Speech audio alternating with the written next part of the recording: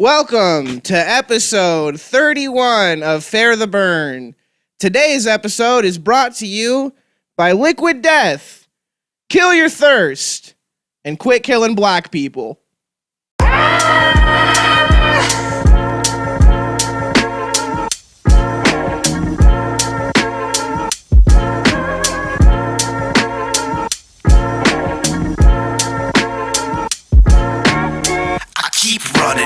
You keep stunting, I keep fronting the money but keep nothing.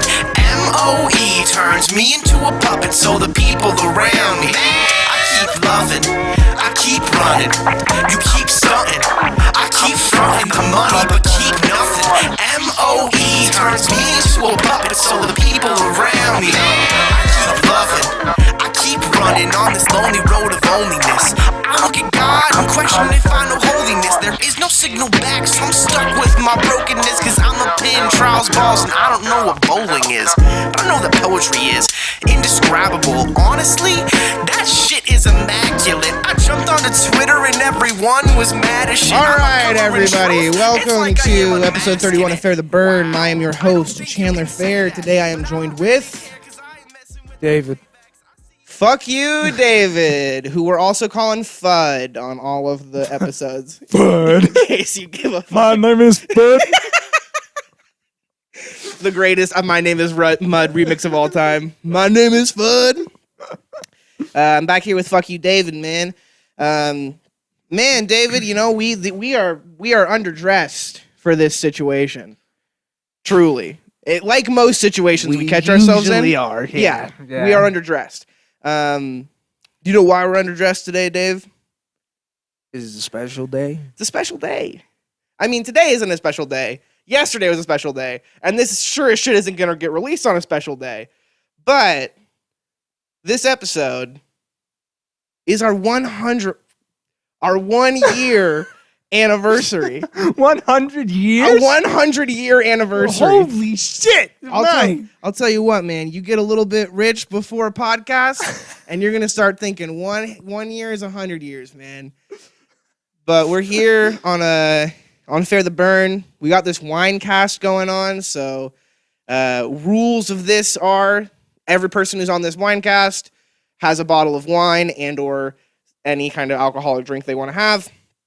And they are able to, or not able to, they have to finish their wine, their bottle, before the end of this podcast. Yeah. So we have about an hour. If memory calls me correctly, I usually suck at doing that. Yeah. You're going to do it, though.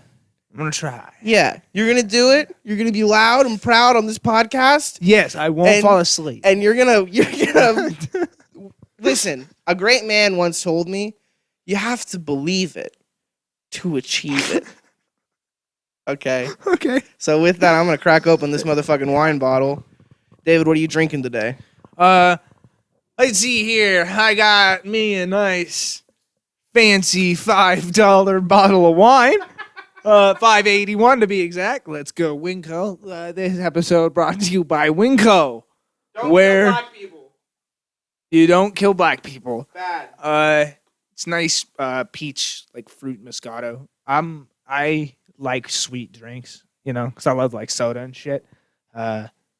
So Moscato is kind of my jam. Most shit. Like I'm not actually like a fancy wine person or alcohol person really at all. Like I just like some sweet shit that is gonna fuck me up. Yeah, I'm a white girl in that sense. Typically, I think it's lower in like alcohol percentage Moscato is, just because it's sweeter and shit. Yeah. Like even So like easier to drink a whole bottle from my small 160-pound frame. Hey, listen, man, you might have a 160-pound frame, but you got a 300-pound heart.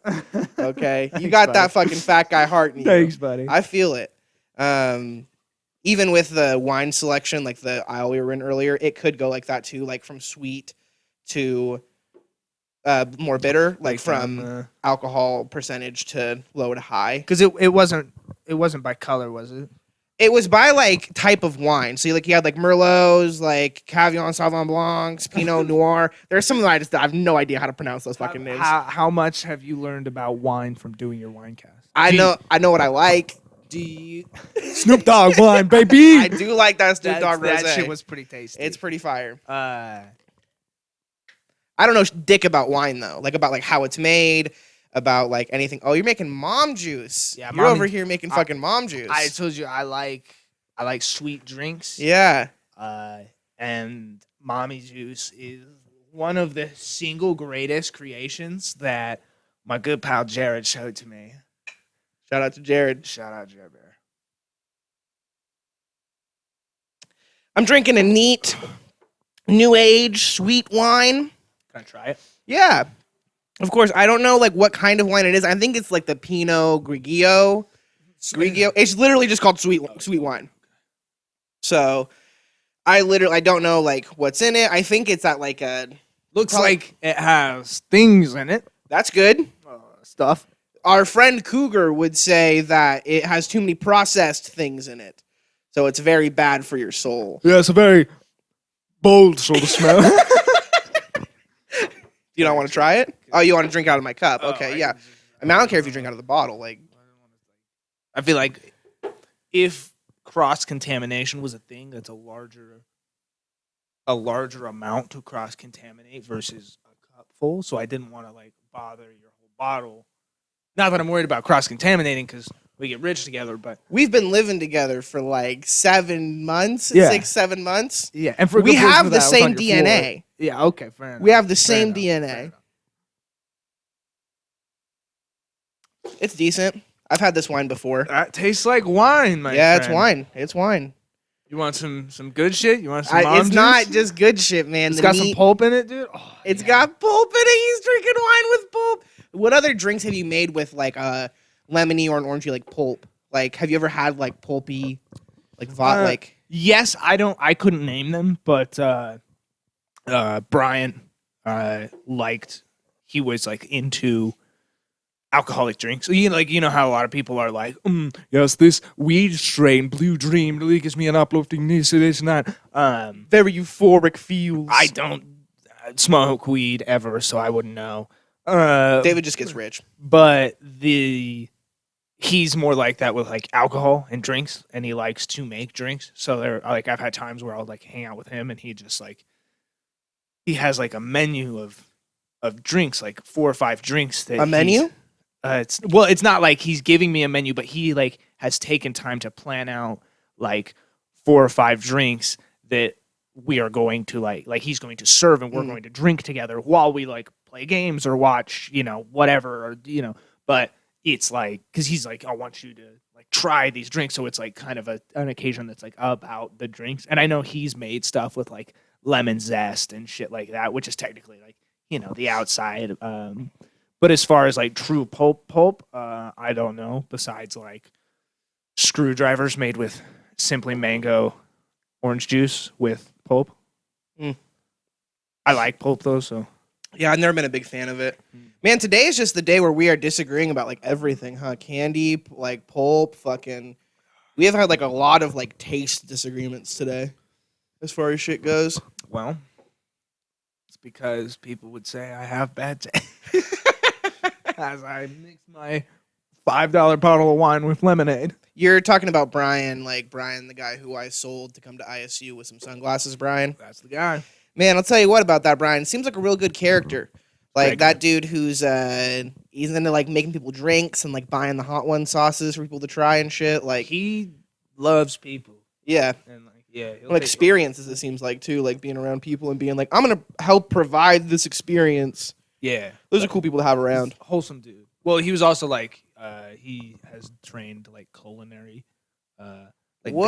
baking and shit. Yeah, like so he loves like cooking and shit like that too. So he just like wants to make things and let you experience them, and like he wants to make something and share it with you. It's the same way like an artist would, right? He's an art of food, culinary arts. Right. Also a Montana guy, huh? Montana boy. Yeah. Shout out Montana. Shout out fucking Montana, Greatest fucking son. place ever, apparently. All the time. Yeah, I'm looking at after college. I'm thinking about moving to like Bozeman, Bozeman. or I've looked into Missoula too. Missoula might be a little bit too big by that point because Missoula is kind of like the biggest town in Montana, I think. Yeah, we'll see. I'd like to spend some time in Colorado just to experience it, because I think that's where is a place I've always kind of like been like, I mean, I've been to Denver, but like spend a full year because you learn a lot in a year once you go through all 4 seasons. Because like if you just spent summer in Seattle, you'd be like, I don't know what anyone's talking about. This is the greatest place ever. You're like, it's so beautiful and sunny here, Yeah, and like it's yeah. amazing. The weather's always perfect. But then as soon as you get into fucking like September, you're like, oh, it is murky as shit out here. Yeah, like and it's just gray all the time. days or weeks at a time. But I'm glad that I was able to live there because like Washington was also a place that I was like kind of like what you're saying with Colorado, like I was attracted to. Like I was always like attracted to Seattle specifically as well. Like I was like, what the fuck is going on in that city? Well, because I had been to Seattle when I was a kid, Same. like during the summer. So I was like, Yeah. like I remember Seattle being dope. And everybody always talks about, the rain, the rain, the rain. And nobody understands that until you go there. But everybody's like, no, it rains where I'm from. It's fine. It's like unless you've lived there, you don't really know. Because I was from Idaho when I was like, oh, yeah, I know what it's like when it rains. You have no idea. No idea. No. The first time I was coming in, I was driving through Snoqualmie Pass, and it just was raining harder than. And like I've been outside of Idaho, like I've even seen like some pretty bad like weather shit in like Maryland. It got pretty nasty out there, and they have like fucking hurricanes and shit. Yeah. So everyone was like kind of like, but no one was really worried because they were like, nah, fucking whatever. There was like trees getting dragged across the road, like big ass full ass trees, and I was like, this is pretty crazy. But when I was driving through Snoqualmie Pass, first coming into Auburn where I was staying when I first moved out there, I literally it was like caution, low visibility, like either on my maps or on like a sign. And I was like, no, like warning, no visibility. You can't see anything, and everyone is driving legitimately 5 feet away from you. Yeah. So no, I totally dark? agree. Oh yeah. Yeah, it was night. Yeah, well, because I started, you got to think, like, I came out at the end of May. I started my drive, I want to say, around, like, 11 or 12. So I got in around 8. And so it was, like, also cloudy. And so it was dark, and it started raining, and, like... And the roads, like, when it rains, too, they, like, turn darker. Like, and so it's just, like, all you can see is, like, the Nothing. car in front of you a Yeah. little bit, and then, like, occasional lines. Like you can kind of see like the white lines a little bit, but it's like it feels like you're driving on nothing. It's like so hard to see the actual road in the black background. Yeah, like because the rain and the clouds, and then plus it like being so dark, and there's no when you're going through that pass, there's no like artificial light, so it just like swallows the light from all the cars. And not only that, I was in the pass. Like, I wasn't just in Yeah. Seattle. Like, I was in the woods and shit. Yeah. It was like that when I came back. Well, I went to Pocatello to visit at one point and see a show, and then I went back, and on the way back, it was like that. It was like 10 at night. I was driving, and like me and one other dude for a good portion of it were just like on each other, trying to be like, okay, let's just go slow together. You take a turn. We'll see if that's where it's supposed to go. And if you die, I'll keep going. I'll get help. I'll know. I'll let them know. I'll let them know. Yeah, it's crazy. Like, when you're out there and it gets like that, it's like, man, am I Mormon? Because I feel like I'm driving on outer darkness. Like, I fucked up. I disowned God. I said I didn't believe in him. But you've always been attracted to Colorado. Drawn. Yeah, just because I spent time there and it was a pleasurable experience, and I was like, I would like to experience this state a little more. And it reminds me, it seems like it's got the good parts of what I enjoyed about Seattle, with maybe a little bit less of the cons, like the rain. And it's like it seems like a mix between Washington and Idaho, which I think would be a nice blend for me. It's a little more liberal in legislature, but it's still got like mountains and That homey feel. yeah, and I think like geographically, not that Seattle's bad geographically, the forests there are incredible, but like I like the mountains, man. Yeah. I like the Rockies. How was the homeless person situation when you were out in Denver? Do you really remember taking any of that in? Yeah, well, I mean, like I was there for the fucking acting conference, but I don't like fucking conferences. I fucking hate those things. I just use it as a cheap way to get like a group of people to share a room with. So I just have a cheap fucking floor to sleep on. And then I never went to, I don't give a shit about workshops. Because they just, I know I've said this to you before, but like they seem so gimmicky. Yeah. Because I've never had an experience where I was like, this is absolutely like, my world has changed and I'm forever better because this one piece of advice. Because I don't think many things actually work like that. Yeah. And so I just spent that time like walking around Denver, and it wasn't that bad that I can remember. Like there might have been a couple of homeless people around, but it wasn't.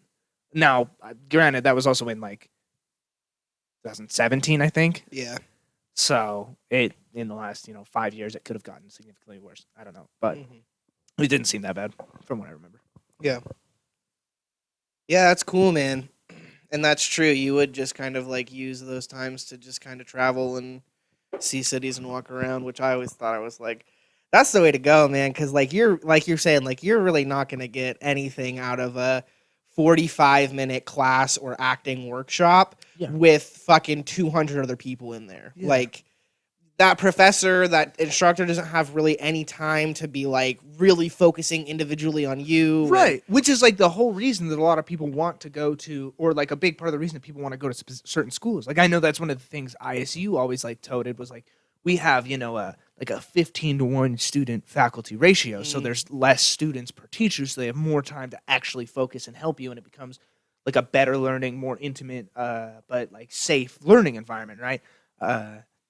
And like that was something that I was like that I thought was pretty cool about the theater department. It wasn't like huge, but it was, and like there were enough professors that it seemed like if I needed knowledge at pretty much any moment, I could get knowledge. Yeah. But like a workshop is the exact opposite, and generally you're paying a lot of money for a fucking class on something that's like. That is so general, and you have so many people in there at so many different levels, they can't teach you. Like, if you are actually decent at something, workshops are not for you. Because, like, even, like, I did go to one stage combat one the first year I went, and I was like, I have to, because I like combat, I was like, I want to learn. And it was all stuff that was super, super basic, and, like, great reminder, but I was like, why? I don't need this. Yeah. I would rather just go do combat. Do you remember what the class was called? It's like just something general about stage combat. I don't for sure remember. Like combat for actors, like something like that. Yeah, something. Yeah, it had a more flavorful, fancy name. But especially like that workshop, I was like, oh, this doesn't matter. And then especially like because I spent all that time away, like actually like in the city and trying to like see shit and like going to little shops and being like, I've never seen anything like this before. Like that was way more interesting to me, like trying to learn about the city. But then we'd go back and I'd see people that spent, all this time in these workshops and doing this thing and that thing, and they're like, and they talk about it constantly. I did this and it was like so great, and this person said this and it changed me. And then we go do stuff because you're the same. Mm-hmm. You're not like suddenly a fucking wizard, world-class actor or whatever. It's like it doesn't. That's not what it's about. And most things that like people want to do or are hard, like you can't generalize or simplify down to that extent, because it's just you're trying to teach somebody calculus in 40 minutes. It's not going to work. It's not going to happen. Yeah, it's not how that works. Like even I told you the one. The acting is the same as calculus. Very different things. But I mean, like calculus acting on the same level of difficulty. You know what I mean? Like you don't have to be a genius to do either one of them. The one acting class that I took at a conference was this acting class, and I forgot what it was called, but it was like intention of the scene maybe or something. And the lady was. And that's the thing, too, is, like, all of the instructors are just, like, other professors from the universities in our district, which is, like, there's a reason I didn't go to fucking Western Washington. Yeah, in our region. I think Hawaii's there, though. I think Hawaii's... Oh, no, Hawaii's the other region, because other people get to go to Hawaii for one of the conferences. Yeah, but we had, like, one weird school from, like... Are you sure it wasn't Hawaii? Yeah, because I remember like Region 8 or whatever the next region is has Hawaii, and their conference was in Hawaii. And like ours was in Spokane that year. And people are like, their conference was in Hawaii? In Hawaii, yeah. But I was also kind of like, imagine what it would cost to fucking go to Hawaii. Oh, dude. yeah. In the winter, too. Like, because people want to be in Hawaii in the winter, baby, where it's warm. Yeah, that's insane. No, the one that I went to was this like 45-minute class, and it was like intention of the scene, and there was straight up like 200 kids in there. Some professor from California, Modesto, and she was like, "Okay, here are 8 lines, and you and your scene partner will read them, and you have to choose whether it's a light scene or a dark scene, and then you have to show me your intention." But you make up the characters and the storyline, but don't tell me. Just make it believable.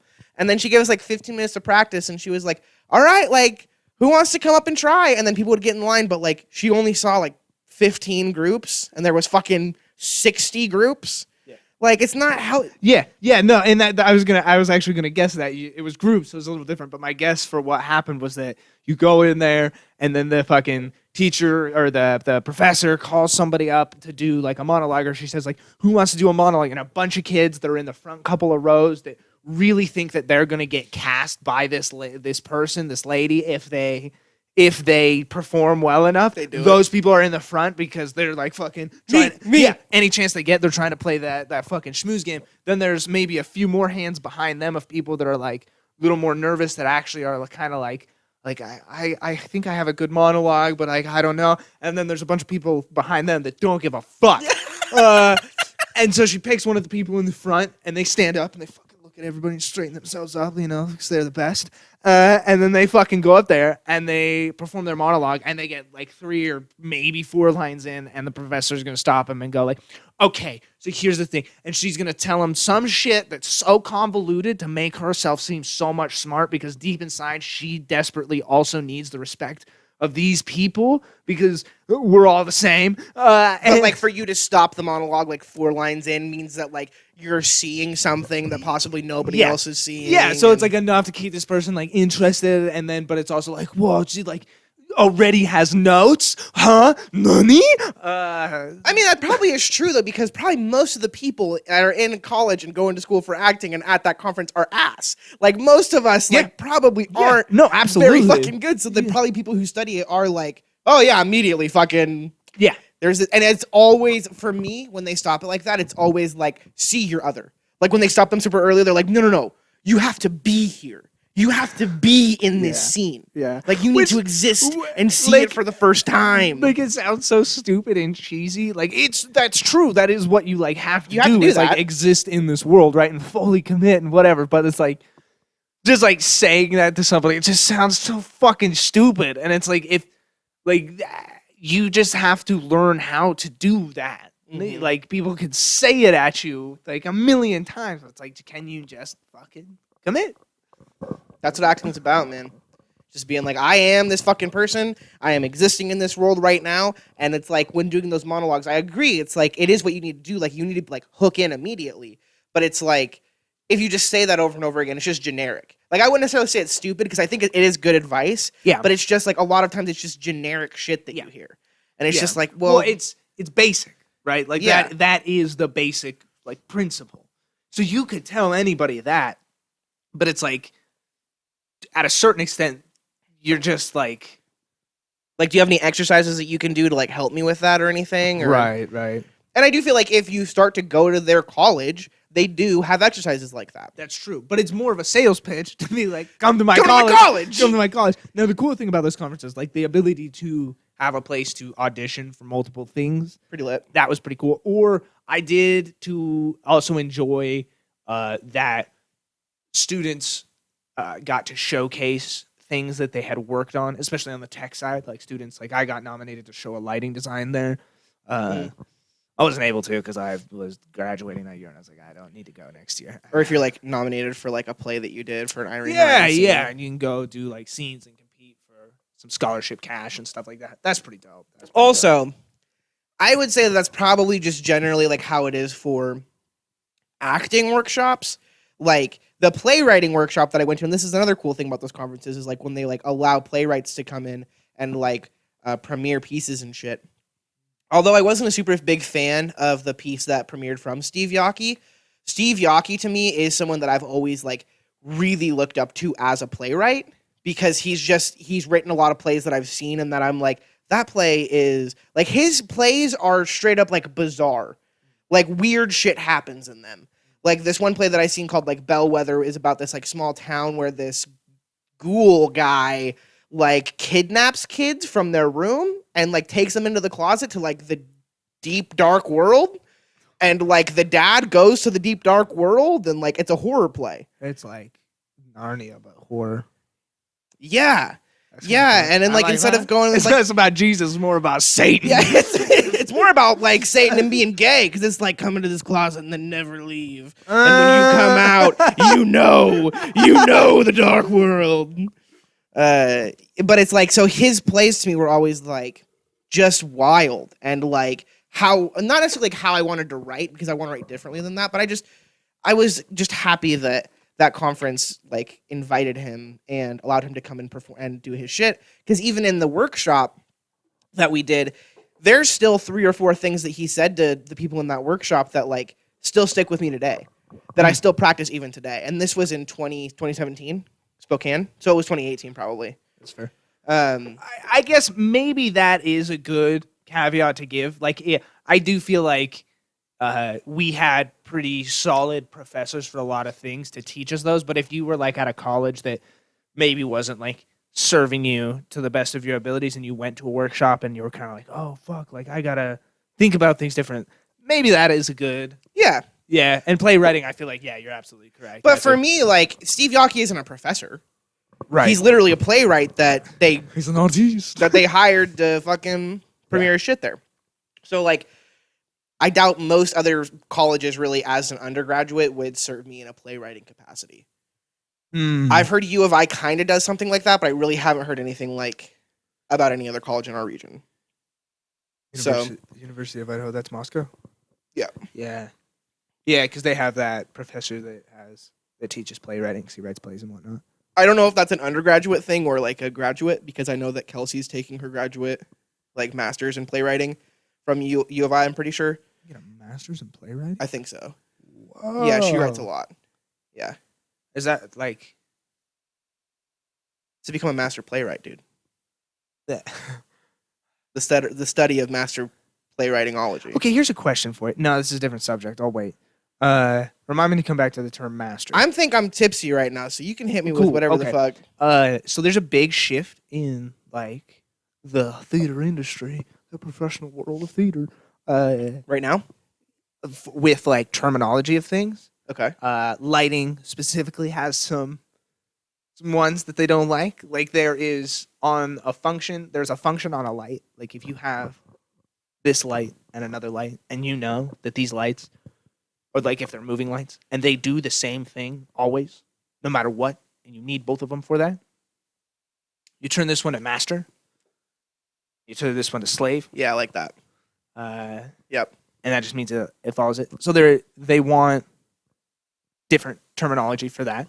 Okay. Which, like, fair. All right, I'll give you that. It's calling it a slave. The one that does bother me though is they are changing.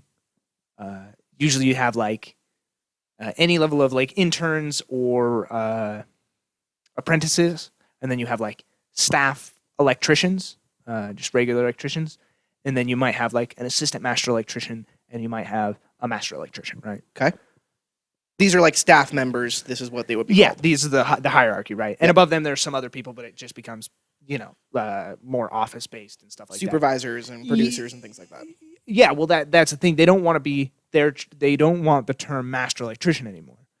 They're trying to change that to lighting supervisor. Okay. And I hate that. Yeah. Because there's nothing. It's not about being like I'm the master over these people. That's not what it, in my mind, is talking about.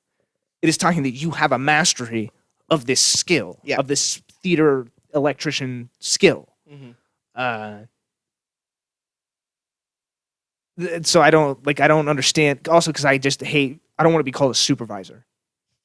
Like that to me, So like much there's power. Well, there's so many. I mean, I guess there's technically bad connotations with the word master, but not like that's not what the going for. what the word is, Mhm. right? And I guess like my question to that is like, does that mean we need to change every master's degree? There can't be master's degree anymore. That has to be a supervisor degree, right? That's interesting. Right, like you, because it's like I said, it's not about being like I am a master over you. It's just a mastery of a thing, of a skill, of a craft that you've worked hard for. And I supervisors, like, people hate supervisors because in my mind, a supervisor's that guy that stands there and fucking strokes his beard, that has, you know, worked for however many years, but he realizes he's just kind of coasting at this point, never fucking does anything, and everybody's like, "Oh, I'll pull the supervisor stance," and you fucking just like, Yeah. yep. Usually wearing sunglasses for some fucking reason, even though you're inside. Make And sure behind them, they're just the most perfect crystal blue baby eyes. yeah, and like sees two people carrying something. He goes, whoa, whoa, whoa, whoa, careful! You see, you got a piece of wood next to you, and they have to go. Yeah, okay, thank you, and like keep walking. Like nobody likes that guy, right? But if you're a master electrician, you're this guy that fucking like gets in there and like gets after it, and you're fucking leading this team. And you guys are all working together. Yeah, it's like a unit. Yeah, I don't know. It's a stupid argument, but it's just like a weird like. I think that just because that supervisor probably has that connotation, it doesn't mean that you would have to live up to that. Like, because like even my sister's a manager, and she was a general manager for a long time of like a jewelry store, and I've had a lot of people be like, she is the greatest boss I've ever had in my entire life, Right. and like they call her a manager and a boss and things like that, and like I haven't heard anything bad. Even like Alex, my best friend, works for her. And he's always been like, no, dude, like, she's the greatest. She's the greatest. So I don't think that it would just have to be that. I don't know how I feel about them wanting to change that master electrician shit. Maybe if you, like, gave the lady... I think it's just because, like, master also has, like, a man connotation to it. Like, Just call me master. mistress electrician. I don't give a fuck. Well, that's what I was going to say. If we gave, like, an option to be, like, mistress, like, electrician or non-binary electrician, like, you would think maybe it would all be... That's fair. I guess like if you have a specific preference that you would like to be referred to, because nobody. That's the other thing is like the only time people actually say that is if somebody goes, "Who's your ME?" And usually usually at that point it's ME. We don't even say master electrician, right? Yeah. But you're like, oh, the master electrician is Chandler Fair. And then from that point, they're probably just gonna call you Chandler or whatever you like to be called. They're not gonna be like, master electrician. Yeah. No, that's not like. Well, and I do agree with you. Just because you have that title, you don't have to live up to that for sure. But I feel like that. Couldn't you make that same argument about the term master in general? Like even if it was in that other sort of like connotation of being a master, you could just be like, well, you don't have to live up to. Just because it has a bad connotation of being somebody's master doesn't mean you have to be like a master. Yeah, but like you're not asking them to be like you're saying, like you're not asking them to call you master or to call you master electrician. It's different. And it's if a different you walked word. around It's a different term entirely. and if you were like, "Hey, everybody here, call me master," and they're Right. like, "What?" And you're like, "I own you Yeah. now." Like I am like if you try to like impose your will and shit like that, yeah, it's fucked up. But I don't know, man. I think, and maybe, do you think any of that has to come from like the master and slave thing?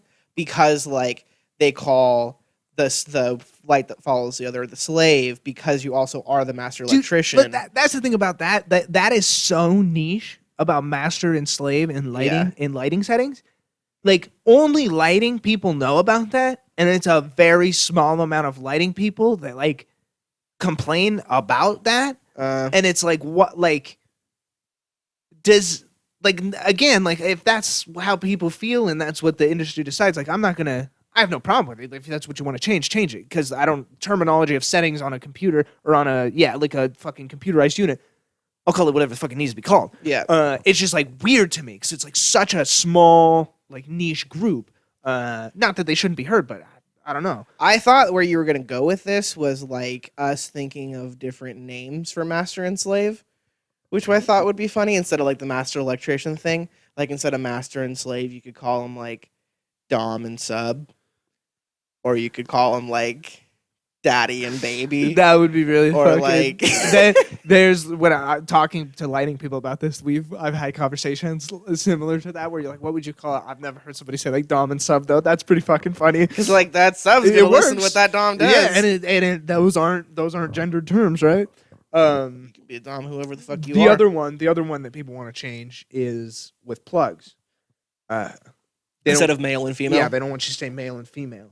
Pronged and non-pronged? Something like that. It's I forget what the actual terms are. That one makes more sense to me because of like how the master electrician one I think kind of makes sense in my brain. I think it's kind of stupid. Again, because it's like it's just their fucking job title. Like at a different theater, like they might be called something different anyway. So like, why the fuck does it matter? But like the female and male one makes more sense. Definitely why people are mad about that with like just the androgyny that's wanted for people now. Like how people kind of want to be like non-binary. So like if you are a trans man and you have a vagina and someone's like, that's a male prong because it has the thing sticking out of it. And you're like, but I don't, and I'm still a man. Now, You see hold what on. I'm saying? Hold on. Not that I agree with it. Not that I No. even agree with it. And I see what you're saying, but I have to argue it for a second. If you Uh-huh. are really that offended by an inanimate object and a simple term to reference that object, why? Like, why do you identify as an extension cord? Does it matter? Like, why? I guess that's my bigger point. Like, why does that matter that much? Like, if you're talking about representation and shit, absolutely. I absolutely agree with you. This is an electrical cord. And if I say I need the female end, do you know what I'm saying? Yes. Yeah. Great. Then it doesn't matter. And if you say, give me the non-pronged end, and I know what you're saying, great. It doesn't matter. The point is, give me the end of the extension cord, because it's an inanimate object that doesn't fucking matter, and we don't really need to think this hard about something. Like if you don't like male and female, call it whatever the fuck you want. Call it the flippity doodle and the flan doodle. Just make sure you're clear about it. Just make sure you're clear about it. And as long as I understand you, and like even if you call it something new and I have to learn that terminology, I'm absolutely fine with that. I'll learn what you call things because that's a thing you have to do in like programming anyway. But like I just don't like understand why it needs to be like a huge deal and like the industry has to shift to this new it's not like you're saving fucking 6,000 pounds from falling on somebody. Yeah. Like it doesn't matter.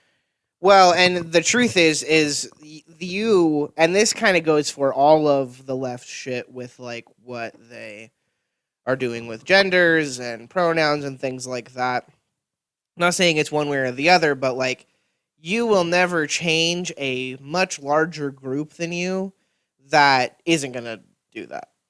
Like, Right. there's still going to be a bunch of 40, 50, 60-year-old dudes and ladies that are out there saying, give me the female end of that. Right, because that's what they and especially in tech theater, like there's a lot of just hard ass, like weird but semi regular dudes. Like, Not it's- even in tech theater, bro. In the world. yeah. Like, okay, so your industry is going to change, but then when you go out and you're like, give me that non-pronged end, and people are like, you mean the female end? Like, maybe they wouldn't do that, but it's Right. like, you're just going to sound like a dork, like, compared to the rest of the world, dog. Like, well, see, but even if you like, but I also don't think like if somebody calls it the non-pronged end, and I've never heard that, like it's not right for me to be like, what that, like unless I genuinely am like, are you talking about this end? But like if I'm like semi mocking you with it, that's not okay either. I agree. Like if I know what you're talking about, call it, like I said, call it what the fuck you want. But No, totally. But that's not going to, you aren't everybody. that's true. Yeah, you're right. And a lot of people will be like, just call it the female end. And then that person's going to be like, well, actually, because, and then they're going to be like, shut the fuck up. Like, yeah. because they don't want to feed into that. And I'm not saying that I agree with that. I'm not saying really like one way or the other what I think is right. I'm just saying like there is that world that exists way outside of theater because theater is the minority. Like, For sure. compared to the rest of the world, people don't give a fuck. Like, you Yeah. think people don't give a fuck about the Oscars? People don't give a rat's ass about the Tonys. Are you kidding Yeah, me? nobody fucking cares about the Tonys. Nobody gives a fuck. Will Smith could have slapped somebody at the Tonys and nobody would have known. They're like, Will Smith is at this niche fucking. they're like, what are the Tonys? Is that like the spoof version of the Oscars? They give them like Razzies. That's where they give the Razzies. Is this like the porn Oscars? Like the Tonys? Was Will Smith in a porno? I gotta see that. Papa Tonys. Yeah, I am curious to see like if in maybe industries that are less like politically correct, if they would do the same thing. Like if in general like commercial electrician work, if they like if they were like, no, we have to change that. It'd be interesting. Could happen. And I don't think it'd be a bad thing to happen. I think that is an industry that's even more amplified of your idea of like it's a bunch of fucking 40 and 50-year-old dudes that don't give a fuck, that aren't going to change their terminology for things. And maybe that's just like because old dogs don't learn new tricks. Like maybe I'm just becoming old, Like I'm just losing touch with the ways. Like to a certain extent, that also has to play into effect. Like things are the way they are. I like them the way they are, so they shouldn't change. Do you mean like tech theater is like that, or like lighting specifically? I just mean people. Just you, like just people. Yeah. Like there are the exceptions of like old dudes that try to stay like hip and in touch with the times. But they like for the majority, like people as they age and like start their own families and stuff, like they don't care what's hip, and that's why you always hear like your dad or your parent or whatever, somebody in your life be like, they don't make music like this anymore. Like this is the good stuff, and play whatever music they grew up listening to. They play that shit and they're like, it's so good because of this reason, this reason. It's just because that's what you knew. And that is like the generational curse that always exists. And that's why the older generation never understands the younger generation, because they like, it's just different. Like life is so different from each generation. There becomes a point of disconnect that they can no longer like relate to each other. Yeah. And that's why empathy or sympathy is really fucking important, and try to understand people. Even with us, with like younger kids too, like we have no idea what it's like to be in school today. Like middle school, we have zero fucking idea. Yeah. And I was talking to our old receptionist at my job the other day, and she was like, yeah, my niece who's 12 or 13 or whatever, she's in 7th grade, and she was like, oh, you just don't get it, like what it's like to be in school. And she was like, I'm 23, like I know what it's like. And I was like, hold on, like let's just think about this. Like the world has changed so much since 2012, like vastly since 2012. My nephew the other day, and I know I've said this on the podcast before. My nephew, like a couple months ago, was like, "There's a lot of trans kids at my school." Like he just told me that. Yeah. And I was like, "That's a crazy thing to think," because I could tell you all of the trans kids that were at my school in 2014 in high school. Right. There was 4 of them. Right. Like I can tell you who the fuck they were. Right. You know what I mean? But now if he's like, there's a lot, like that's more than 4. That's a lot more than 4. Yeah. And so it's like we really like don't have any idea how this generation really is, like what it's like to be with them. So even with us, so I do agree with what you're saying, where it's like maybe we are just falling out of touch with what the fuck is gonna be popping. And the fucking metaverse too, man. Like I'm not gonna know dick about the metaverse, man. Yeah. And that's so scary. Yeah. Because that's gonna be life. That's gonna be the world. Yeah. Everyone's in the metaverse. And well, and like that's like, yeah, you're absolutely right. That is the generational curse, and that's why like when we were growing up, people are like, don't play video games, watch your brain, you watch too much TV, you fucking waste your life, blah blah blah. And we're like, you don't get it, fat fuck. Yeah, and like now, Boomer. As an adult, I'm like, I absolutely understand what they're trying to say. They went out in a fucking terrible way, but like to some extent too, like it's preposterous to expect somebody who's from a fucking 20-year different time or 30-year different time to live the same way that you lived when even 30 years before that, when you were a kid. Like it's just a weird. There's just like a weird level of disconnect, I think. It's similar to like when you become a certain level of wealthy for a certain amount of time, you don't remember what it's like to be poor anymore. Yeah. Like your life becomes so even like us compared to like somewhere that's a third world country. Like we don't know At all. what that's fucking like. And Joe Rogan has no idea how much a fucking gallon of milk costs. No fucking idea. No idea. No idea.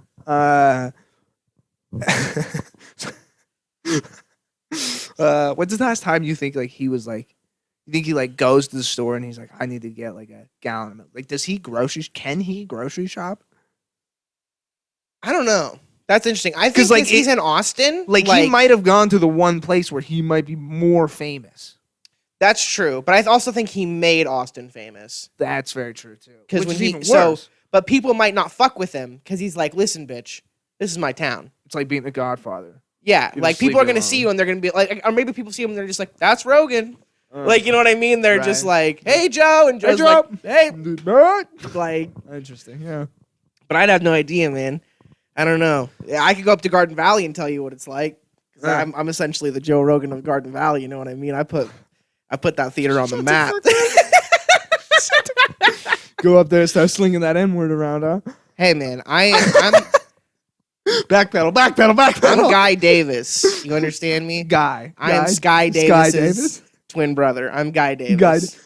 It's me, Guy Davis. We used to tell people that. It's amazing. Like my first summer, he would like we'd get in the line after the show to like slap hands with people and shit, and he would be like, "Yeah, this is my twin brother Guy," and people were like, "Oh my god, like I thought you were Sky," and I was like, "Yeah, no, I'm Guy," I'm Guy. and they're like, "I didn't even know you existed," and I was like, "Yeah, you know, I'm like the black sheep of the family," like. I was either till like 20 minutes ago. I was left in Micronesia when Eddie was teaching there, and That's amazing. yeah, man, Guy Davis, that's hilarious. Uh, Shout out to Sky, man, I love that guy. Haven't seen him in a long time. Haven't seen Guy Davis in a long time. Haven't seen myself, David. want to talk about that? No, but I'll tell you what I do want to talk about, Okay, and that's church. Okay. I do want to talk a little bit about church. My So Bear favorite Lake topic. is getting a temple, huh? That's yeah. Bear Lake, Idaho, or Montpelier specifically. Bear Lake's the county technically, but In Montpelier is that little town where like Brolum's is, and like Yeah, it's with the yeah. one street and Yep, shit. yep. And there's like a little hill. It's got a giant M on it. Because everywhere, small places in Idaho do that. You think that town's gonna blow up because of it?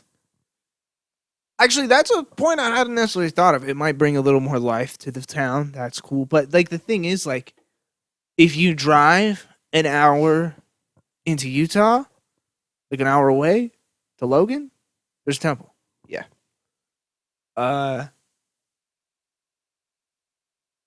That's because church is just about getting you in the fucking door, son. yeah. And like I don't think Soda Springs has a temple, but if Bear Lake or Montpelier is getting a temple, I don't see why Soda Springs wouldn't. Yeah. 'Cause it's like similar population. It'd be next. and maybe even bigger. Because Montpelier is like 2,800 people, I think, at most. Actually, let me Google it. Are the cops in Soda Springs assholes? That's always what I heard. I don't know. You don't know? Never Never had pulled to. over out there. Never had to. Yeah.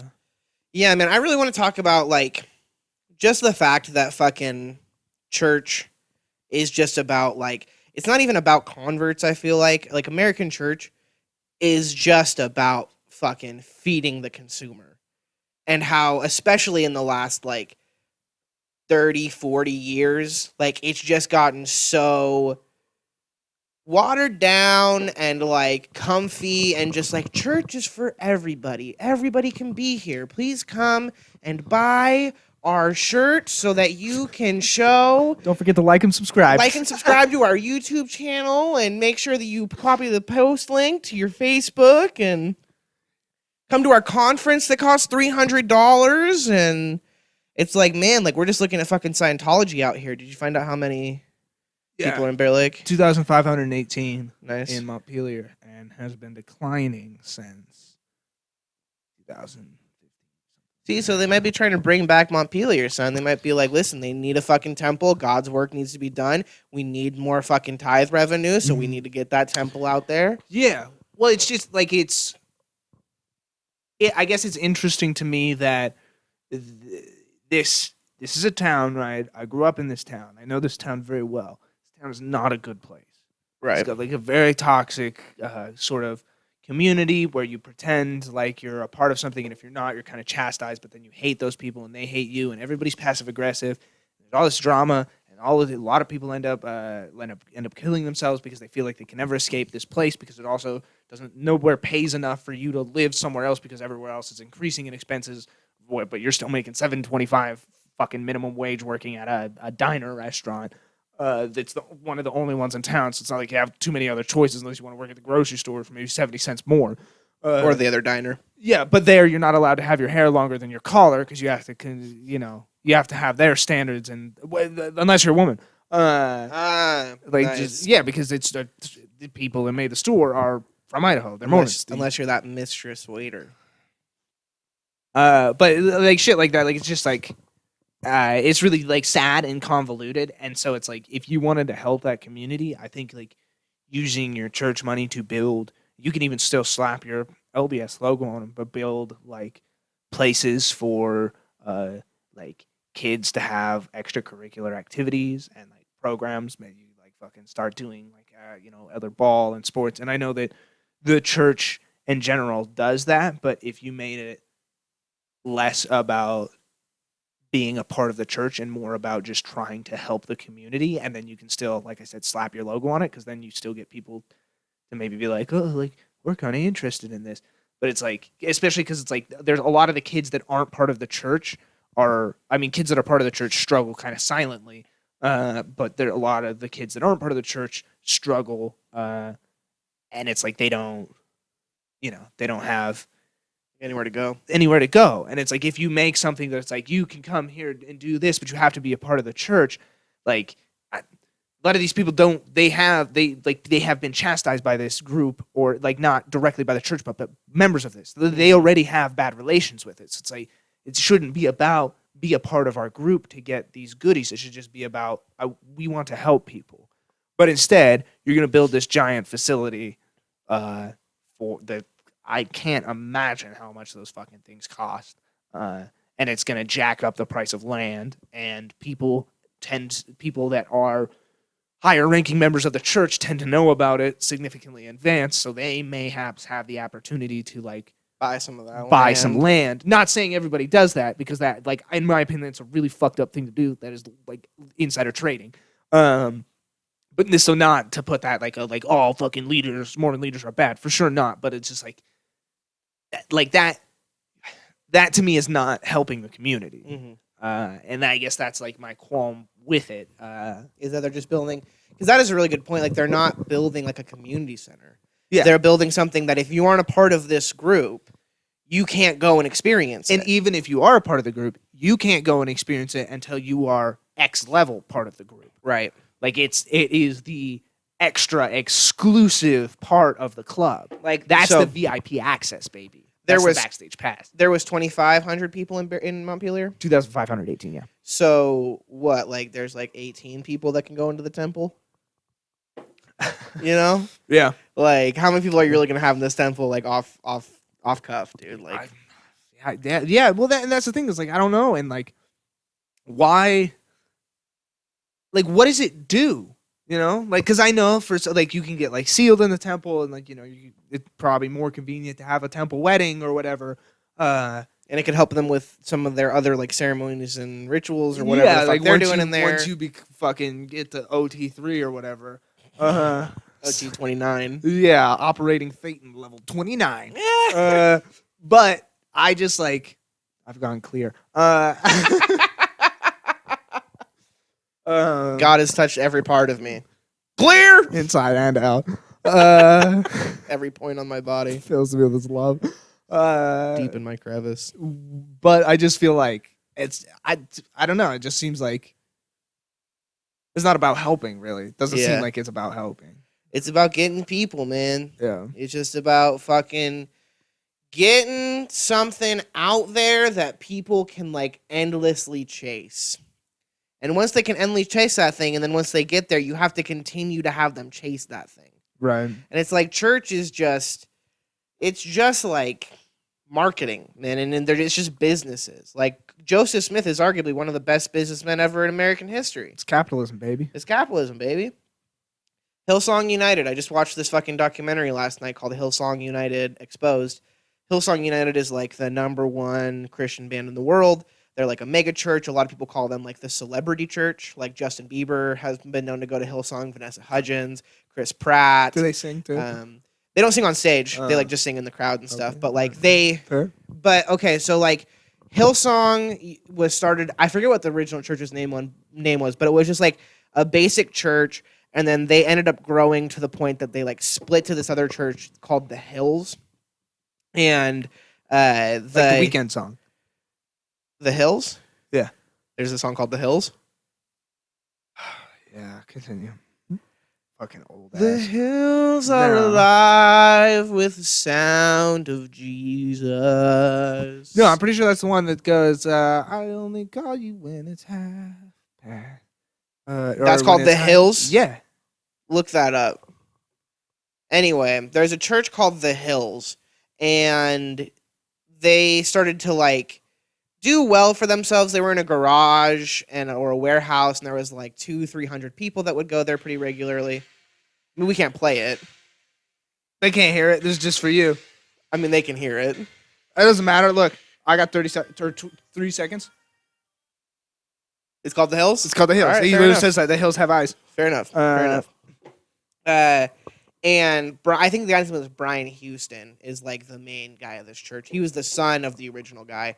And the original guy was like a super like fucking hell and fire brimstone dude who was like, if you're having premarital sex, you're going to hell. Right. If you're gay, you're going to hell. Like old school religion. Old school. People call it fire and brimstone, like Baptist type makes shit. sense. Yeah, especially because it's like seems like closer to the first Bible edition, the fucking Old Old Testament. Testament. Yeah. Yeah, for sure. And that's how his dad was. And then Brian Houston, like, and his dad started the church, I think, in like the 70s. And then in like, I think the early 80s or the mid 80s, he came to America and he found out about this thing that America was doing around this time, like with like television, televangelists, called the prosperity gospel, which is like, if you give to the church, God will infinitely bless you. God will give you everything in your wildest dreams if you tithe and give to this church. Is that like Peter Popoff? Like the fucking people that preach on TV and then they're like this lady in the crowd has arthritis and now I'm gonna go heal her. And they like touch him and the lady's like, I feel better. That's a section of televangelism. I see. Okay. Yeah, for sure. Have you ever seen the BAM preacher? He's this guy, and he'll do that shit, and he's like kind of like a motorcycle guy, and he'll be like, in the name of Jesus Christ, I heal you, bam, bam, bam, and he like bams people, and then they like fall on the ground and convulse, and then they're like, I can run again, like. Yeah, if you look up the BAM preacher on YouTube, you'd find him. I would go to that church with that dude popping and locking while preaching the gospel. I do know that guy. No. Fucking, I love you, Jesus Christ. Jesus Christ, number one. And he's like fucking like dancing and shit. There's a black church in Pocatello I always wanted to go to, and the preacher's name is Big Mama. She's like, you can call me Big Mama. Like that's how she refers to as. That's I'm gonna dope. try to go to it when I'm back in Pokey. I'm gonna be like, let me go to this black church. I think it's called the Soul Church. That's fucking awesome. Yeah, Probably no, it's the Praise Church. It's the Praise Church. It's probably way cooler. Yeah. I only ever dude. been to white church. It's dry as fuck, dude. It's so boring. It's pretty dry. It's pretty boring. dry. It's pretty dry. My church had pretty dope music growing up. Anyway, so Brian Houston comes to America, sees that these people are essentially like trying to brainwash motherfuckers to like join their church, goes back, and he puts out like a letter to his church called like it's called the Church I See, and it's talking about how he wants this church everywhere in the world and for God's kingdom to be reaching his hand on everybody's shoulder and placing it and for them to see him. And so like I think it was like in like it was like from late 1980s is really when they started booming with their music, and they would do a lot of like industry type shit where it's like one of their first lead singers. Do you know that like that church song where it's like, shout to the Lord, all the earth, let it rain, forever and ever is it to our King. Do you know the song? Super popular in like the mid 80s. You don't grow up in church. It's all good. No. But she was like a child like singer in Australia, and they were like, hey, come sing for our band. Right? And so it's like they just kept growing and growing and growing until the point where they had a fucking they had music, they had concerts that they were doing, they had the service that they were putting on. They started doing conferences where they'd bring other like church leaders around. In like 15 years, they expanded all the way across like Australia, all the way across the coast to like New Zealand. In the next like 10 years, they went to fucking like the UK, South Africa, like the Philippines. Like they just started like expanding globally. And they started a college so people could come and like learn at their college. Their band was called Hillsong. So like originally it was the Hills Church, and then they just changed their name to Hillsong because they're like, everybody knows Hillsong, like, so we're just gonna be Hillsong. Right. That's capitalism, baby. That's capitalism, baby. And that's what fucking happens when you bring capitalism to non-capitalistic countries, Right. where you're like, oh, I know how to hack this system now, son. Yeah, where literally if you're allowed to use capitalist rules and nobody else is, you get to have the monopoly. You win. That's the guaranteed way to have the monopoly. Being a capitalist in a socialist country, we need to go to England, son. We need to go to England. But like, I'll be right back. I have to go piss. okay. So if you can entertain these people. Yeah, I'll fill time with a story, a great tale of woe and mischief brought to you by David Jansen. I don't believe in ghosts. I think that ghosts are bullshit, purely for one reason, and it is absolutely a terrible justification, and I understand that, but indulge me in my ignorance for a second.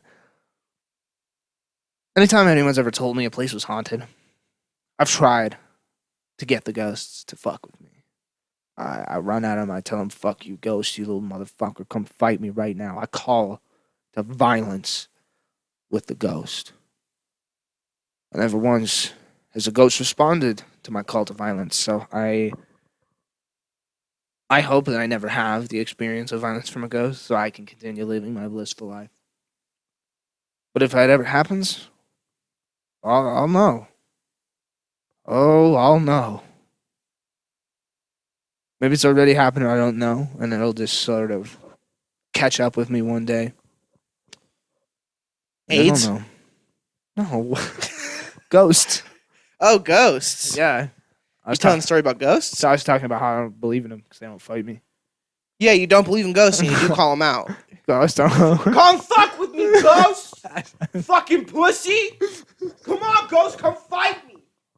It's like, bro, that ghost is looking at you like this dumb motherfucker right here. Yeah, and that's why people are like, that's why they don't mess with you because they not all ghosts are violent and blah blah blah blah blah. But I'm like, with how much like haunted stories and people's and horror shit people talk about, like there had to have been one ghost that wanted to fuck with me, right? Like one? Nah. Maybe you intimidate ghosts, bro. Dude, I don't try to intimidate them, but I try to like. You don't try to intimidate them? David, you walk around going, come fuck with me, ghost! No. Come on, ghost, come fight me! I have tried to give the biggest open invitation to them. Is that not To come fight you! I'm telling them I can't fight a ghost. A ghost knows that, right? Like if he can fucking hit me, like that's how I know. Maybe that ghost can't fight you either. Then how they moving tables and shit? How they slamming lockers and shit, huh? You ain't gotta fight me, but at least give me some sort of sign. That's the thing. Nothing has ever like coincidentally happened. It's not like I said that and then a fucking wheelchair flew down the stairs and I'm like, holy shit, fucking ghost. You want to play with a Ouija board on this podcast? Yeah, I played with a Ouija board in the Dingle Tomb. Okay? The Dingle Tomb? There's a town near Montpelier called Dingle. Dingle! And I wanted to say it because I think that's the worst name for a fucking town. Because everybody, listen to me, this town has maybe 50 people. Oh, word? Yeah, it's like a village, right? There's a lot of those around Montpelier. The one I'm from is like 250. And maybe Dingle has more, like 100 or something. But every kid that comes from Dingle, as soon as somebody finds out they're from Dingle, those kids are immediately referred to as Dingleberries. Yep. And it's unfortunate. It's unfortunate exposure for bullying. Like, there's a term we should change. It's the name of that town. Yeah. It's the name of the town. What should you name it to? Bugle. Then they could be the Bugleberries. Name it town. I don't care. Town. It doesn't even need a name. It's 50 people there. Call it fucking the place where 50 people live. It's not like it has its own zip code. Call it next to Bennington. Yeah. Well, it's not next to Bennington. It's next to St. Charles. Call it next to St. Charles. And Fish Haven. Call it Almost Fish. Almost Fish. Almost Haven. Call it Almost Utah because it's by Utah. It's almost Utah. Stop before Utah. But I played with a Ouija board. Like in their cemetery, they have this like tomb, right? So I like went in there, got my Ouija board and like some candles and a couple of like glow sticks for extra light, but mostly candles. Like I'm trying to summon shit. Nothing ever came to you, huh? No, nothing came. I did it with people and alone. Multiple occasions. I did it on Halloween by myself. This is a Cranberry Cosmo house wine. I'm going to drink it. I'm done with my New Age bottle. The ghosts are approaching. Yeah, man. I could be possessed. I don't know. Maybe. My mom... I'm not going to say that. So the church, though. I want to go back to this. So the thing that I think is funny is after they expanded, like after in Australia, and like to the UK and then to Africa and shit like that, they were like, all right, we got to go to America. They're like, eventually we always knew we were going to go to Canada or we were going to go to America. So they start this church in New York. I want you to look this guy up real quick. Okay. And at their college, they met this guy named Carl Lentz. I think so. And Carl Lentz. I think Carl with a C.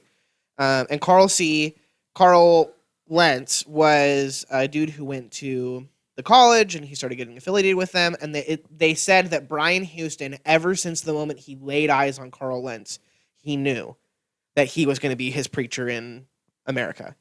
Because that man's beautiful. Oh, is he gorgeous? Right? If you look him up. I got a Wikipedia of him. Yeah, go to like images. Gotcha. He's a super charismatic dude from like Virginia. And he like honestly, like he seems like he just had a super good way with people. Always fashionable, always cared about what he looked like. Super nice body. I mean, the dude is shredded. Yeah, he's handsome. He carves his facial hair around his chin to like go like just to this part to give like rounding to his chin right here, but it's like more bare back here, so it's like the nice sharp contrast. He's a very handsome man. Even if you look at how he dresses, I'm sure a lot of it like layers with like coats and shit under it and like skinny jeans. Carl Lentz really started and short sleeves to show off his biceps. Yep, short sleeves with kind of like a swoop neck. Yeah, right. Like V flannel with the V kind of the top three undone. Yep. but no shirt underneath. These fucking short sleeves. Yeah, he's a hot guy. Carl Lentz kind of started this Christian hipster wave that was very prominent. He looks hipster too. Yeah, very prominent when I was in church. So like Hillsong's greatest years were literally the years that I was in church. Is that what your church was modeled after? Pretty much. That's how it kind of seems like. Right? Yeah. Like pretty much. Like wanting to expand, creating merch, creating a good band. That's so crazy to me. Like the idea that church and merch are like in the same fucking. A lot. Like not even a little bit. Like a lot, dude. They just be like, we got some holy water. You put it on a chain. Fucking save it for when you need it. Cranberry Cosmo, not too bad. So they get Carl Lentz. They open at the Irvine Theater in New York. As soon as you walk into the place, there's just a bunch of like affirming, like you are welcome here, come as you are type signage. And a big thing they said they had to have at the New York church specifically was pretty girls. So a lot of their volunteers specifically typically were like young, attractive girls. Like Dan Bilzerian shit. Yeah. Because they knew that if you had young, attractive women there, that's way more likely that dudes are going to show up, or people in general are just going to be attracted to that thing. And like they wouldn't open the doors until certain times, so that a line would literally form in New York, where people are just like, "Oh, I don't give a fuck about what's going on. Like, I just want to be a part of this shit." So what is that religious phrase? It's like, if you build it, they will come. About church. I don't know if that's about church, but I've heard that. It's not, but even if it is about church, I don't think it's accurate. It's not about, like, if you build it, it's if you have them, meaning beautiful people, and other people. If you have them like slaves and I am the master electrician, they will come, and it will be lit. Fucking swinging around the electrical cable, like whipping people. Jesus Christ. You have two fucking just LEDs strapped to your belt and shit. Ready to pull them out like Tommy guns. A tie line lasso to catch people with.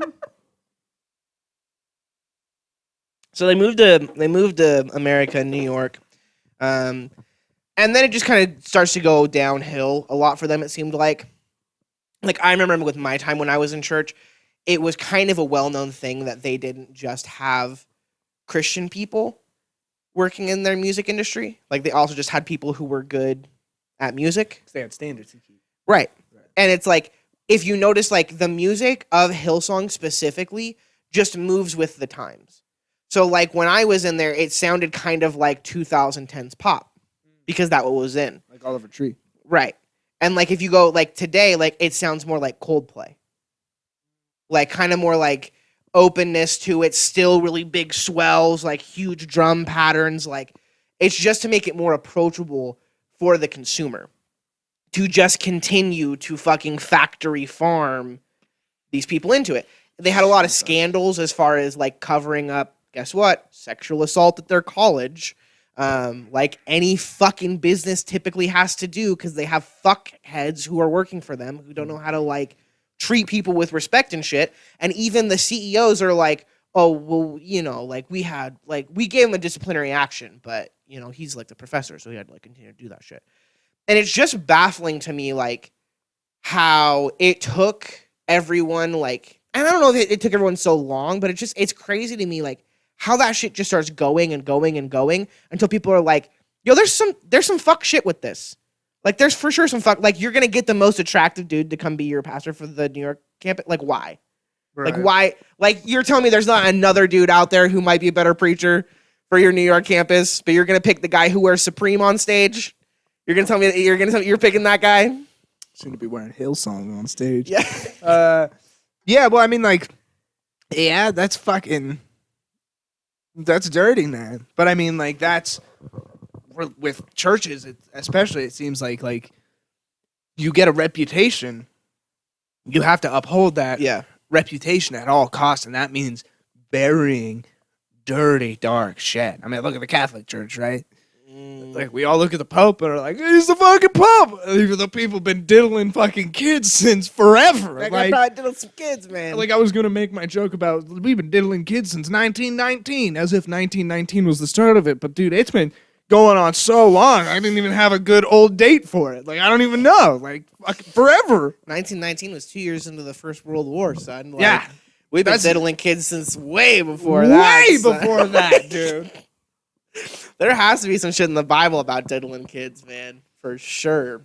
Fucking Jesus. That's some Old Testament shit, yeah, right but it's like Catholic Church is fucking huge, dude. Yeah. And seems like it will never not be. Well, and they gotta run like a business. Yeah. Right? Like, for sure. Like, and if you are able to cover that up, like, what? Because, like, that's pretty commonly, like, one of the biggest lines. Like, you could do a lot of shit. You could be a drug addict. You could, like, maybe to a certain extent, to a certain level, like, get away with, like, murdering somebody else if it was, like, revenge or, like, you know, like the Cain shit where everybody's like, oh, free Cain. But, like, you're diddling kids. There's not a lot of redemption for you. They'll murder you in prison. Yeah. If you fuck with kids, Yeah. they'll murder you in prison. Those guys will not fuck with you. Yeah. Yeah, no, I definitely agree with that. So then it's like, what, like, how does this entity continue to function and exist? A lot of people. But then I guess you can make the same, potentially make the same argument about the U.S. government. Oh, Jeffrey Epstein! Hey-o! I don't feel like you should drink to that. Ricky Gervais said it best when he was like, oh, I know, you're all his friend. Yeah. You're all friends with Epstein. You're all his friend. You're all worried. Yeah, man, it's just crazy. It's just crazy. Like, there's just a lot of scandals like that. Like, even, like, there's another church called Elevation that's also pretty popular with, like, music and shit. Their lead pastor's name is Stephen Furtick. And I remember in, like, 2015, there was a big scandal about him buying $1 million house as a pastor of a church. Like, just buying this $1 million house. So it's crazy, man. Like, people will just take advantage of the system for so long. And I don't know, the diddling kids shit, like, I haven't been too much around that. Because even, like, when I was in, like, it's weird to me because, like, when I was in church, like, I was naked as shit around, like, grown men. Mm-hmm. And it's like, that's weird to me. But, like, they weren't, like, asking me to get naked. I was just getting naked because I'm me. Like, you just like to be naked? But there would be some times when they were like, we're going to go cliff jumping, like, on these, like, man ventures, like, where we're camping and shit and hiking for fucking 17 goddamn miles, backpacks and shit. And they're like, we're going to go cliff jumping. And they're like, you should do it naked. So there's, like, 3 of us that did it naked. And I was like, why are you suggesting this Yeah. as a 25-year-old man? Like, something about that feels like if this wasn't a church-related thing, this would be illegal, and I could sue, and I could. This is suddenly wrong. That's interesting. But like, I never got diddled. Like, I never got touched or anything. Like, but like, Right. I don't know if they wanted to see my dick, or if they were just like, just be naked, be free, be like Adam and Eve, like, because it could be that. Because fucking Christians are also like, if you really believe that shit, like, you kind of like we talked about, like, you kind of have to be moronic to a lot of things to just not just to be like, yeah, man, fuck it, you're naked, like it's all good. Well, in the fact that like a lot of churches have points where, for some extended period of time, a young minor is alone with a grown adult. In a situation where they're not supposed to talk about what they like learn in there, and like that is a setup for like sexual assault. Not that like every church leader's a predator or anything like that, but I mean like. But I've heard a lot of ex-LDS ladies specifically be like, I would be harassed by my bishop or whatever, being like, well, did you fornicate this week, or like, did you touch yourself, or like, wanting to know this like super sensitive information about these girls, and it's like, yo, man, like, don't do that. Yeah. Well, even like a girl I dated that was LDS back in the day, we had were fooling around and stuff, and she ended up like having to like put off her mission because of that. Like 6 months or whatever, like delay, because she was doing some amount of sexual Fucking FUD. Because was she fucking FUD? She wasn't fucking FUD, but we were fooling around. She was fooling with FUD. Yeah, she was fooling with FUD. Yeah. And like I remember she told me that, and I was like I'm sorry. Like, I'm sorry that. And she's like, no, like I wanted to, like it's it's like my fault or whatever. And I was like, well, you don't need to be like it's my fault. Like, you don't blame yourself for wanting to experience some amount of sexual contact with another human. Like, that's absolutely normal. Yeah, and like that's human. But I was also like why that it is interesting to me that you like chose to tell like the bishop or like the person that you have to talk to about that. And she's like, well, I had to. And just like that terminology, I have to, that has stuck with me. And like that's an interesting thing to know, like if people are very like prying or invasive about that. Not that she's not allowed to talk about that. Like if she like felt that was right to talk about with her bishop, absolutely. Because like whatever, I don't care. Well, to a certain extent, I do. That's kind of weird. That's kind of fucking weird. I just think, like, it's, like, she feels like she has to because, like, it's that idea of, well, he's the bishop, like, and there's guilt. There's guilt, and he's, like, not, like, the closest thing to God, but, like, he is the closest person to God that I probably know in my life. And he wants to know. And they condition you to be, like, you need to tell him the truth. Yeah. And whatever he asks you is going to be okay. But it's, like, that isn't always the case. Because she could just think that she has to tell him because she's, like, yeah, I was like sexually like, promiscuous or like not, I forget what the term is, not pure, sexually impure or whatever. Like, but he doesn't need to fucking know that. Get some lady to ask her that shit. That's even more comfortable. If like an older lady talks to her about it. Cause like, man, you know how guys are. Even when they're old as shit like that. Like guys always just want to fuck, man. Yeah. Like, you're going to tell me you're not being a weird guy you're being a weird guy. You're being a weird guy. Yeah, because, like, in any other situation, if you, like, ask a minor about sexual experiences they've had with their boyfriend, that's fucking weird. Outside of church, people go, whoa. Don't talk to my daughter like that. Don't fucking touch her like that. What the fuck are you talking Yeah. about? Yeah, that's definitely true. That's fucking weird. Besides maybe, like, a therapist, right? But that's the same thing as, like, what that conversation with an elder of the church should be. But It should be someone who you designate, you pick, and or probably someone of your same gender. Like that is a really important thing. But women can't be bishops. That's preposterous. That's preposterous. You're the leaders of the fucking Relief Society. You need to bake me something. Yeah, go learn how to bake. I have stomach problems. I need food constantly. I don't know, man. I don't know. Anyway, dude. I mean, it's She fucking. wants good at bacon. You're coming to the end of your little wine bottle here. You had probably one more pull Yeah. to go. We've been going at this for like an hour and 20 minutes ish. David, what is? I mean, you've been a part of a good amount of Fehr the Burn. Okay. I know that you've listened to some episodes here and there. Most of them. Yeah. Do you have any like favorite moments that you were on specifically first? Yeah, anytime that I was talking, it's just really You're feeling that? pleasurable to me. Yeah. And then like these other two fucking idiots that were on the podcast would like cut in, and then like I would start talking. It got way better when you would start talking, by the way. Yeah. I like started talking about how Yeah. cool I am and like Yeah. That dude with the same name as that character from Friends, that guy can eat a bag of cocks, I dude. don't watch Friends. I don't need them. Oh, his name's Joey. So, no, I guess it's in all seriousness. Like that, I guess a favorite moment that I like of a part of the podcast that I've been on, or just that I've listened to. specifically, first of all, like the one that you've been on. If you have another one of like that you've listened to that you like first, you can say that. But my question initially was about the ones that you've been on. I do also appreciate it when you're talking. I'll throw that out there. Like, I think it's pretty good. Thanks, buddy. Yeah. I don't need this validation. This is unnecessary. No, I think it's great. Actually, I think it's like it's the best Stop. we could ever get. I know. Joe Rogan could come on this podcast, and it wouldn't be as good as FUD talking, man. FUD Ruckers. Hear that, Joe? Ain't got nothing on foot. His name is FUD. Not to be confused with Billy Jack Bodine. My name is Fud.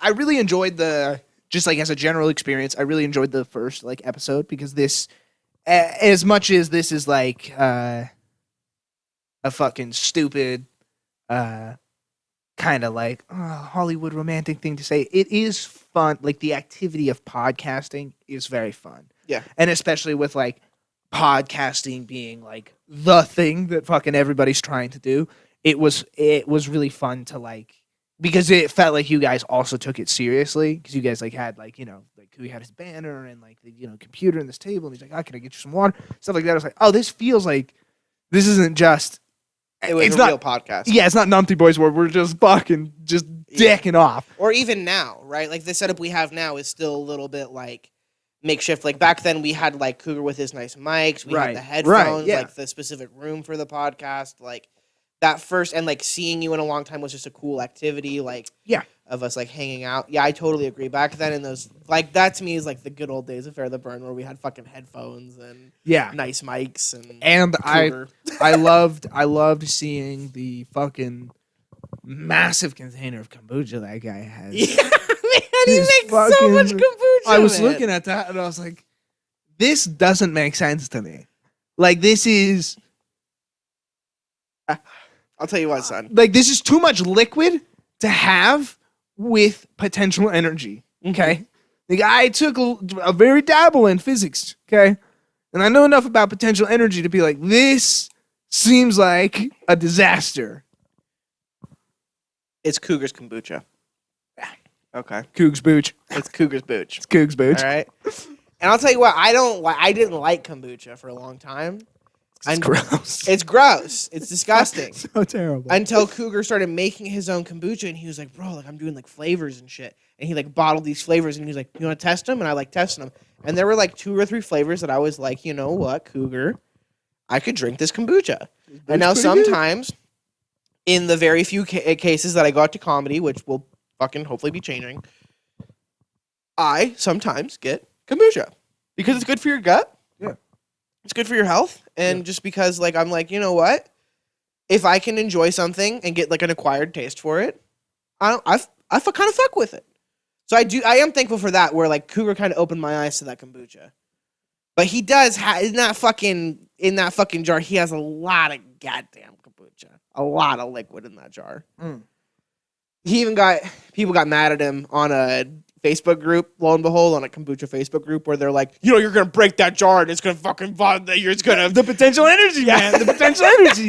That's like, it's a fucking nightmare waiting to happen. Granted, now, like, it's so unlikely because, it's not like he's fucking wrestling people in that room, but it just like, it just gives me anxiety. Well, it's like having a waterbed. What he Just said- a lot of liquid waiting to get out. what he said would be a better solution is like instead of tipping it into like bowls and shit, is if you got like a squeezer, like with like a fucking like a little straw and you like squeezed it so it's in the kombucha, like a siphon. like a siphon, Yeah. and then you just squeeze it into a bottle. Yeah, that's super smart. Yeah, That's pump. like Yeah. it's way safer. Yeah. Because I totally agree. Because like when I first saw him dumping that giant ass like 30-gallon thing of kombucha into a When bucket, it's I like was right like, next to your podcast setup with all the like electronics and stuff, like, the amount of confidence that this man has in this skill, I want to have in anything. yeah, This is like, this isn't gonna go wrong. Hey, Like, man, not he- ever, not once. he does it, man. And he does it, and He does it. I respect that greatly. That man separated paint thinner, bro. You know what I mean? Like, Yeah, he. I'll tell you what, thinner. one of my best experiences on Fehr the Burn has been episode 2, where we talk about spiritual construction and where Cougar talks about like him being an atheist, and then we really debated for a long time, like off of the podcast, like, are you going to tell these people you did DMT? Because he was like, I'm still trying to build my brand. Like, it's still kind of small town. Like, I don't want people to like start thinking that I'm a druggie and that I'm like using all these drugs like to get my points and shit. And I was like, but I think it's a very valid point that you had an experience that you claim is outside of you. Yeah. And that opened your eyes to possible things of the world. Yeah. And he didn't tell me before he was going to say it on the podcast that he was going to say it, but he said it. And he was like, I did ditryptametheptamine or whatever the fuck the words are. And I had this experience, and he didn't go like too far into it, but like we didn't have video at that time, but my eyes just got so big at that time. I was like, you're really saying this. You are okay, Coog. See, but I also like that though, because it's like, again, going back to kind of shit we've talked about off air, like the idea of building your audience or letting your audience, if an audience is gonna accrue, I would prefer them to be people that accrue based off of my complete honesty, not like a version or a picture of myself that I'm trying to paint. Absolutely. And so, like, that's like respect for that and that honesty, because you're absolutely right. If that is something that has fucking affected your life and like changed habits or made you, believe differently, like, absolutely, you have to put that evidence forth. Yeah. Because if you're not telling the whole story. Yeah, So- and that's absolutely not fair, especially if you're somebody that's like, if that's like a big reason that you like, if somebody like found God and a big portion of that was doing some amount of psychedelics, whatever they may be, like, and then somebody else is like looking to them, like, wishing I could be spiritual like them, and the whole time you're just like, nah, I've been like holy and pure this whole time. Fuck you, because you're dishonest. But I was really proud of Cougar for that moment because Yeah. I was like, that took a lot of like honesty, and that was something that I know that he was wrestling with for a long time. Because it was like a couple of weeks before we even put out the first episode. Like we recorded it, and then I think we like waited on it for like 2 or 3 weeks, and then recorded the second one. I think even before that first one came out. So he was sitting on that for a minute, and I was like, "Good for you, man." Yeah. Like good. Like I'm really like I'm proud that you did that, and I always feel like weird like telling my friends like I'm proud that you did that shit. 'Cause, like I don't want to be like your parent or anything, but like I just think it's so much more important to like, and obviously he does too, like to tell the whole story. Yeah. So I think also though, because of the connotation of the word proud and parents, like, I think it's more impactful. So I may not always be like, oh, I'm proud of my friends, but like if there's something that I'm like that makes me feel excited for you, I'm proud. Yeah. I'm proud of that thing that you did. Like if you fucking like put out some music, for example, I'm like, I gotta show some people this shit. Yeah. Or like I even talked about like getting one of those sweaters. So I could be like, this is a fucking somebody I fuck with, or an artist that I know, because it's like I want. Well, yeah, I like to be proud of my friends too. Yeah, okay. Sorry, that's a total tangent. A little bit. no, I agree with you though. I agree. It's just a weird. It's a weird thing, but like you should be proud of your friends. You Yeah. should be able to express that. Yeah, fully. and you should have friends that you're proud of. Yeah. Do Do you have any like moments of the podcast that listening to it you have been like, That was a cool moment. Trying to think of exact moments. I can't, off the top of my dome and under the influence, I can't necessarily think of one like super specific moment. I do really enjoy, just like as a general thing, the contrast between you and Cougar, or Cougar and yourself. Grammar. Back home with Gramper. But I love Cougar going down rabbit holes.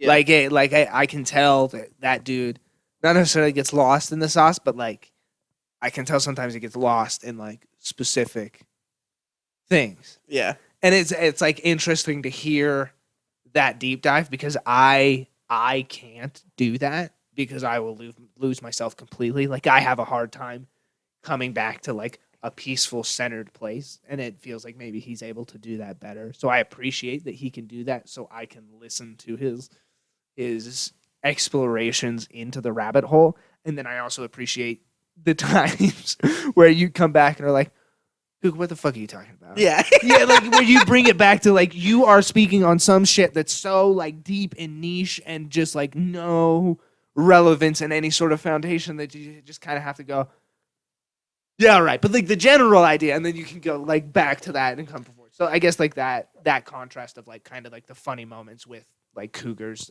like research and detail, I appreciate.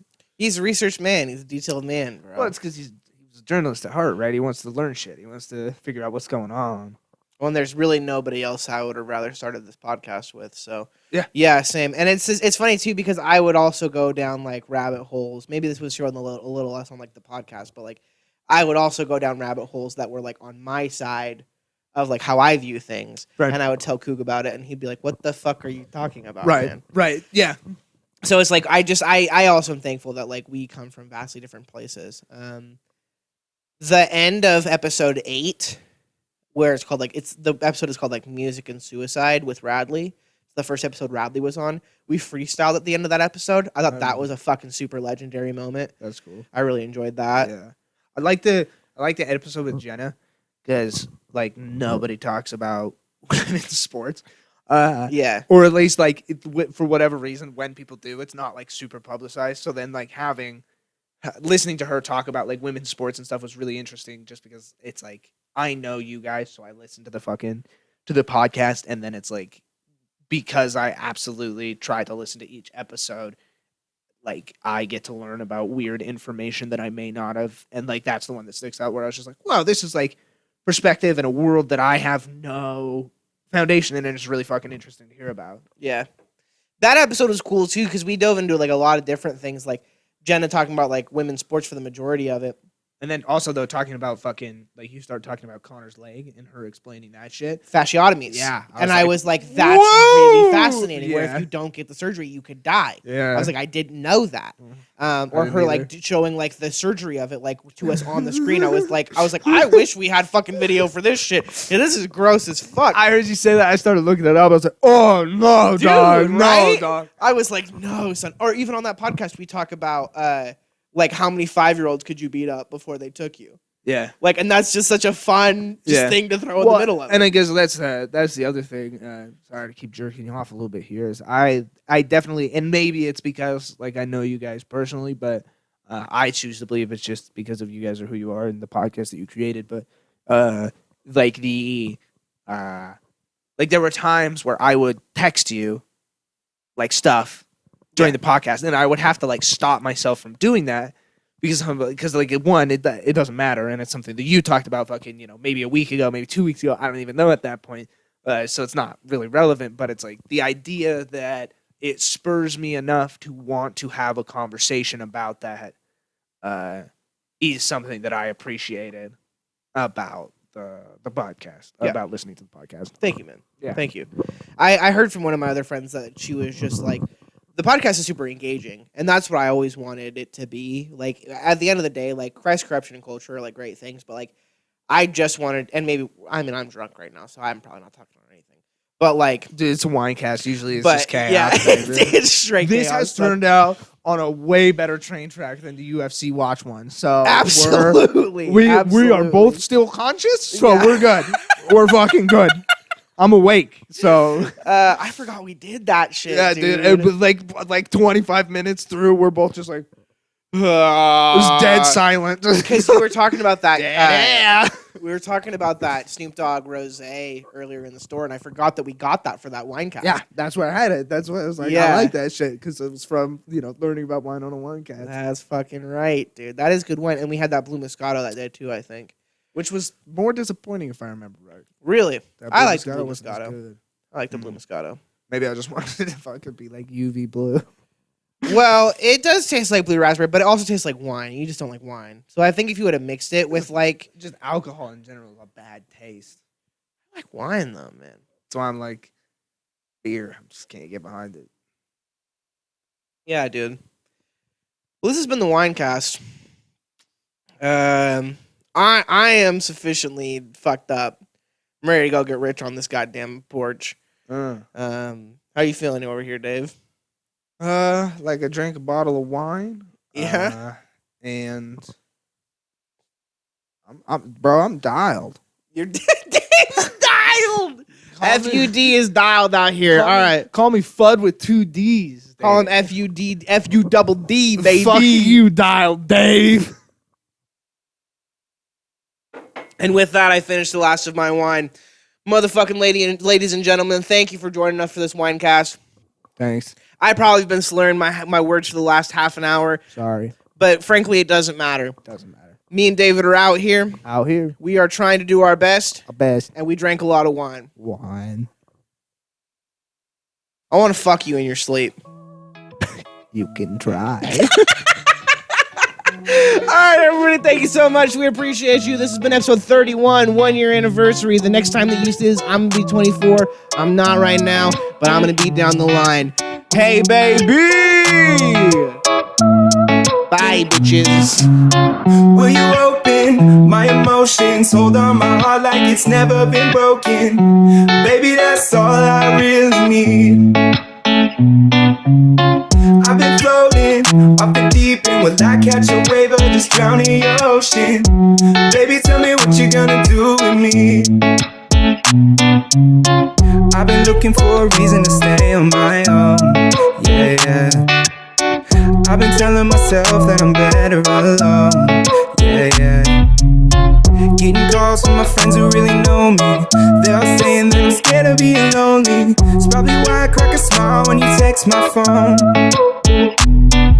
But I know how you making me feel. Cause I felt it before, I wanna run to the hills, yeah, yeah. But you ain't letting me go, no, no. Will you open my emotions? Hold on my heart like it's never been broken. Baby, that's all I really need.